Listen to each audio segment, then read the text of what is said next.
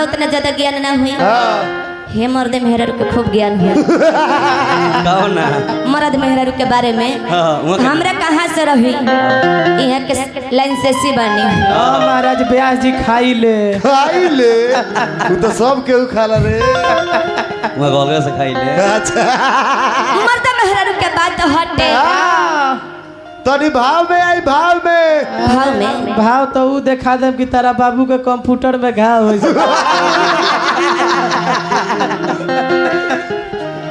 मर्द मेहरारू के बात हटे। मेहरारू के लगे मर्दा गइल बटे। कहता कैसे कि तोहके कोनिया ये धनिया बोल तोहर झेले खातिर करे सोनिया धन हमरे ला मानबा का बैंक में रखाई जोनिया। मेहरारू कोनो कम ना रहे कि मोहन में जे तोहरा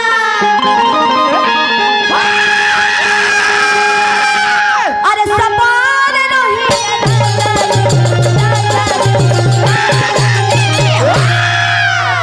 तो पतरे गोमरिया जिंदगी भर रही लोहरी जी।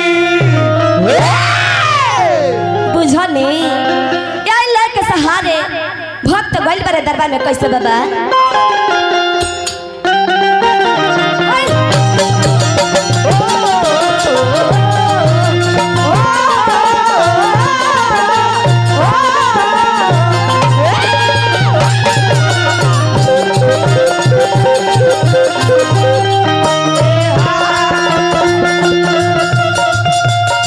भक्त कहत रे कैसे कैसे हम बोलाई ले गोरी के लाला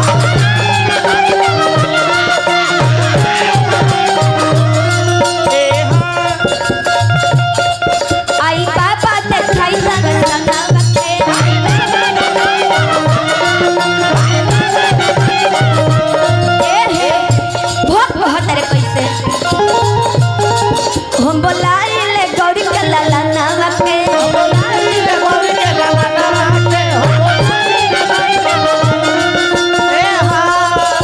आई बाबा ते खाई सनावा के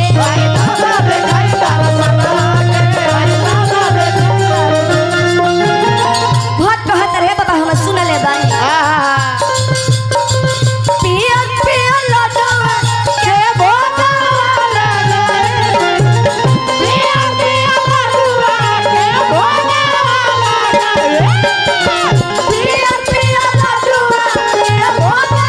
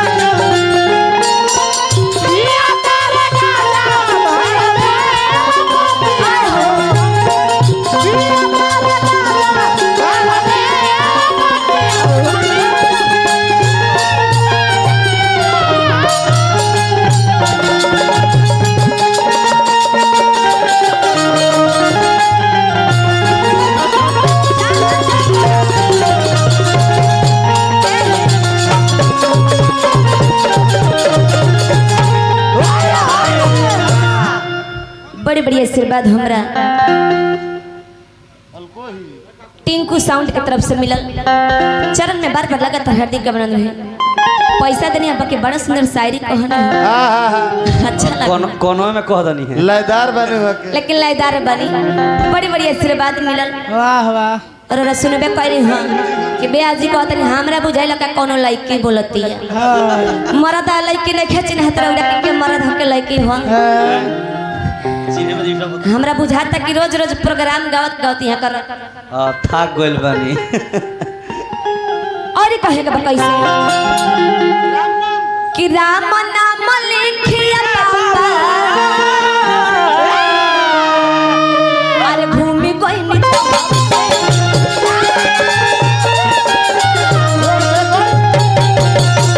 राम नाम लिखिया बाबा भूमि कोई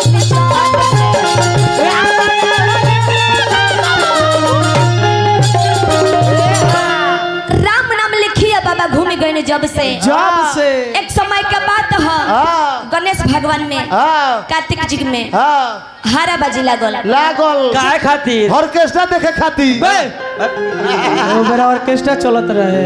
ऑर्केस्ट्रा ना चले चलत रहे कैसे चलत परिलो आवत रहे ओकरा परिलो या परी लोग नाच गान होखे पाड़ी लो आवत रहे। परिलो परी लोग दोनों भाई में हारा बाजी लगा रहे कि जे तीनों पृथ्वी परिक्रमा करके चले आई सबसे प्रथम पूजा वो करे होई।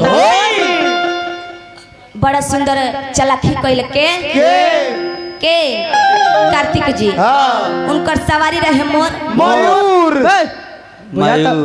पंडित जी का लड़का संस्कृति संस्कृत बोलता पंडित के लेके कार्तिक जी के सवारी रहे मोर पर बैठले उड़ान भर दी होले फेरा में पड़ल बड़े के गणेश भगवान काहे कि उनकर सवारी रहे मूस होइलो मूस लौकता उलो तो चूहा हो अरे टिर्रा है अरे ये तो अंग्रेजी बोलता हाँ तो बोली काहे ना एक और दादी अंग्रेज के लौड़ी रहल एक और नानी होई जा झाड़ू लगावो तोरा ठीक है बाबू बड़ी बड़ी आशीर्वाद हमरा ईश्वर शर्मा जी की तरफ से मिलल। आज बुका गणेश भगवान फेरा में पड़ल बड़े कहे कि उनकर सवारी रहे मूस जहे पियल देखी तहवे जे घूस ले आशीर्वाद ले डॉक्टर साहब के गार्जियन से अरे ब्यास जी हैं बड़ी सुंदर कलाकार दिवाकर जी ब्यास जी के चरण में बार बार लगातार हार्दिक अभिनंदन रहे। फिर आशीर्वाद मिलल हमरा डॉक्टर साहब के तरफ से वहाँ के चरण में बार बार लगातार हार्दिक अभिनंदन रहे। हम चाहब कि डॉक्टर जी हमनी के उतना दूर से रौरा साहब बोलौले बने इज्जत सम्मान देले बने फर्ज बनता कि तनी हमनियो के दिस तनी मंच पर 2 मिनट खाती आ जाए ब्यास जी रौरो के कहत तनी आई रहो स्वागत करी सभी का स्वागत ब्यासो जी के बुलाए हम 2 आदमी के ना 4 आदमी के सब लोग गार्जियन आ जाए सभी आदमी पारा पर सभी गार्जियन आवे 5 आदमी कमेटी में जे आदमी बनी तो चले माला दलो गणेश भगवान फेरा में पड़ल बाड़े कि उनकर तो सवारी रहे मूस तो कैले का अपना माता पिता का बैठा के 5 बार परिक्रमा करके राम नाम लिख दी होले तबे से प्रथम पूजा होखे लागल। आई जब उतना दूर से बोला कि हमने के मान सम्मान देले बनी दुलार प्यार देले बनी कोनो चीज में कमी कैले हुई नहीं। हां तो ताली बाजे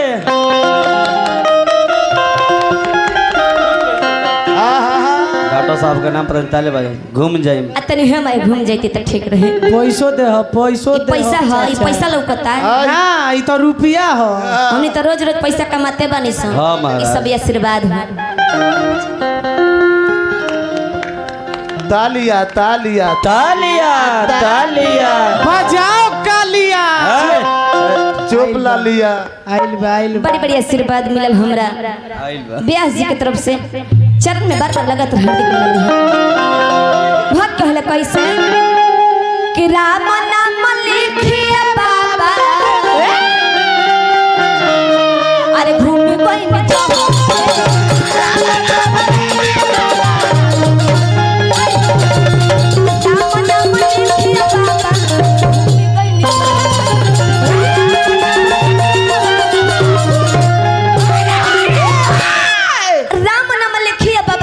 गई जब से जब से अरे भइल का कि प्रथम पूजा के आधी अरे कार्य भइल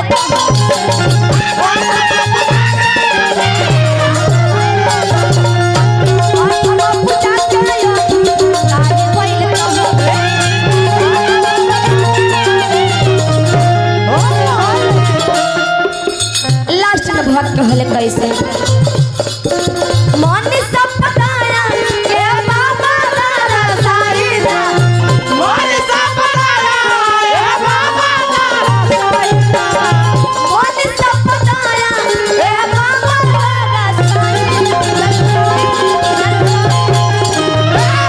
बोली बोली गणेश भगवान की तो जहाँ जा बोलावे बाबा मुसवे चढ़ के आईला ओए जहाँ जा बोलावे बाबा मुसवे चढ़ के